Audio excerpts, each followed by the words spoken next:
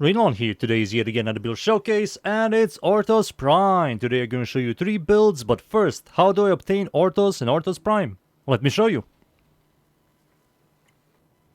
To obtain the regular Orthos, it's at the market, right here. Type the weapon's name. There it is. It's 20,000 credits, and these are materials. But I will not recommend this weapon. It's bad when it comes to stats. 6% critical chance, 1.5 critical damage, 18 stash chance, below average total damage, and has below average attack speed. It's not good, but I will recommend the Prime, so let me show you the Prime. The Orthos Prime is not completely vaulted. Most of the relics are, but these 3 are not. Oxy U2, Mesa A7, and now D9. To farm these relics, I will highly recommend these locations.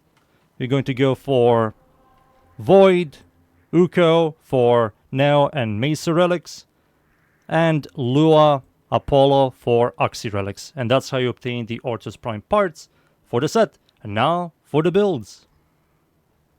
For the first setup, this is the new player setup. The mods I'm using here: Pressure Point for melee damage, Sacrificial Steel for critical chance, Organ Shatter for critical damage, Fury for attack speed, Reach for range, North Wind for cold, Fear Strike for Toxin. Toxin and Cold gives you viral. When you proc Vow onto enemies, enemies will take more damage from any source.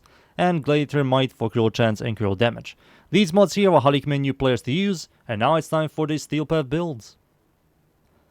For the second setup, this is the Influence setup. The mods I'm using here: Prime Pressure Point for melee damage, Given's Elementalist for status damage and status chance, Given Steel for critical chance critical damage, Quickening for attack speed and combo count chance, Shocking Touch for electricity, Blood Rush and Weeping Wounds. We're going to have 12x combo all the time, so this is going to give us around 440 critical chance status chance, and Prime Reach for range. These are the mods. For the Action Weapon Adapter, you can use whatever Tenokai you have. For the Arcane melee influence, we have electricity. On electricity status effect, there's a 20% chance for elemental status effect to apply to every enemy in 3 meter radius for 18 seconds. This is going to help you out a lot, be clear. For the stats, the attack speed is above average, range is above average, follow through is below average, Riven Dispo is not good, I will not recommend, critical chance is above average, critical damage is above average, stash chance is above average, and total damage is above average. Overall, the stats are very good. These are the stats, the mods, the Arcane, and now it's time for me to show you the final setup. For the final setup, this is the Exposure setup. The mods I'm using here: I did remove 3 mods: Prime Pressure Point, Given's Elementalist, and Shocking Touch for Condition Overload for 80 melee damage per status type, Vicious Frost for cold and status chance, and Prime Fever Strike for Toxin. Toxin and Cold gives us viral, and that's it. These are the mods. For the Action Weapon Adapter, Tenokai. For the Arcane melee exposure, on ability cast, you get 60% corrosion damage on melee strikes for 25 seconds, stacks up all the way up to 240, which is a lot of increased damage and free corrosion. For the stats, instead of electricity and a little bit more status chance, it's Condition Overload with viral damage. And there you go. These are the stats, the mods, the Arcane, and now it's time for me to show you these 3 builds against the units. Alright, let's start. This is the new player setup. I'm going to spawn level 40, regular star chart, or Kimmeru dudes. Spawn these guys in, no buffs of course, and we're going to hold the melee attack button, and everything is, as you can see, dead. There we go. Quite good, right? For regular star chart, this is quite good. New player setup, you guys are going to have a really easy time. Now for the Steel Path builds, we're going to swap to Influence next.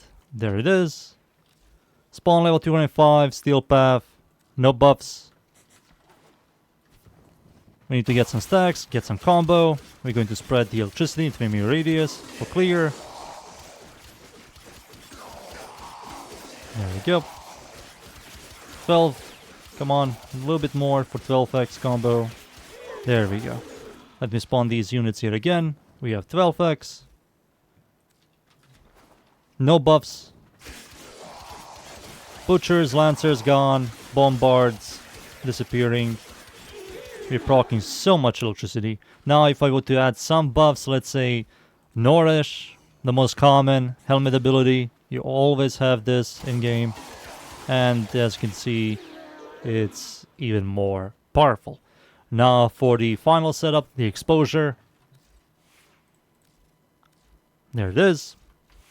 We need Exposure stacks. I'm going to spend my first ability. Click, click, click, and click. There we go, 240 corrosion damage.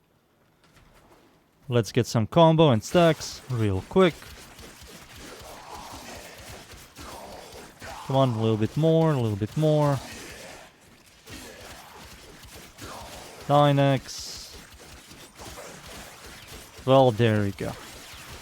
Heavy Gunner is gone in seconds. Let me spawn these units yet again. Now we had 12x combo.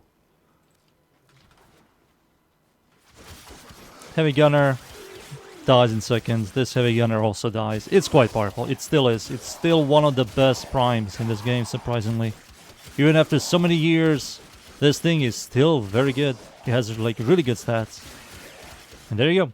Those are 3 builds. Now it's time for me to show you the influence setup in-game against Steel Path enemies. So, let's go. And we are in. I'm up against the Corrupted enemies, the Void. Steel Path, of course, it's survival. The map's called mod. Going to show you this build here. Influence. I'm not using any buffs. Soon, but not now. It's clearing really well. It's your generic influence setup. The weapon overall has a really good stat chance, base stat chance, good range, attack speed, and it has like good base damage. So the influence setup is quite good on this weapon. Without buffs, as you can see, not the greatest single target DPS, but if I were to add some buffs, for example Nourish, the most common helmet ability, everybody can use.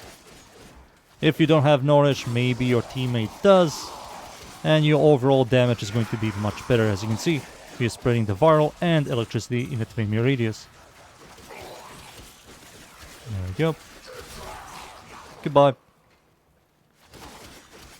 If I were to use my first ability now, to give myself heat damage, I will spread viral, electricity and heat in a 20 radius, which will make the clear much stronger. So yep, this is the gameplay. It's still a very good prime. One of the first primes, and it's still a very, very good prime. Vor is here. Where's your boyfriend, Vor? I need to see him. There you go. Recast my first ability, Nourish. There we go. That guy's gone. This guy is also gone. Oof. Quite nice. Where are you, War? There he is. Let's kill him real quick and wait for the Acolyte. And you are gone. Yoink. Free loot. Now let's wait for the Acolyte. There he is, finally. The boy. Violence, huh? Sure. And slowly but surely he is dead. There you go, he gone. Yoink, and there you go. Time for me to leave, boys. And be right back.